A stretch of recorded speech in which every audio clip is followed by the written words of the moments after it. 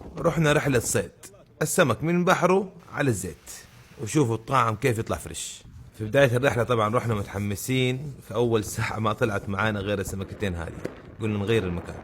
فجأة لقينا طيور حايمة فوق منطقة، قلنا أكيد في سمك. رحنا طلعت معانا بنت الربان، وطلعت معانا أسماك صغيرة إحنا ما ناكلها. وأنا لي تقريبا ساعة أحاول، بصراحة في الأخير قلت يا عمي خليك في الحبحب، خلي الشباب يشتغلوا. وطلعت معانا بنت ربان تانية أسماك صغيرة، قلنا بس اليوم شكلنا هنروح نشتري من راعي السمك وناكل. بس مع غروب الشمس ما شاء الله تبارك الله عزيز طلع أول هامورة. شوفوا ما شاء الله تبارك الله حجمه محسوب ولا لا بونس؟ شايف اللي بالعته؟ اللي جوا؟ ايوه هذا يده وانقص. وبصراحة الهامور كانت بداية الخير، من شعور لشعور، من هامور لهامور. شوف اللونه كيف حلو. ما شاء الله تبارك الله.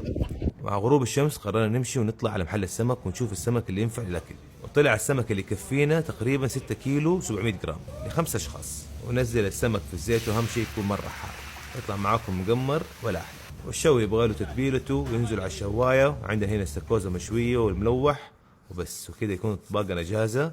بصراحة السمك لما تطلعوه من البحر يا جماعة وتاكلوه حاجة مختلفة، بصراحة تجربة كانت أحلى من رائعة وانصحكم بها.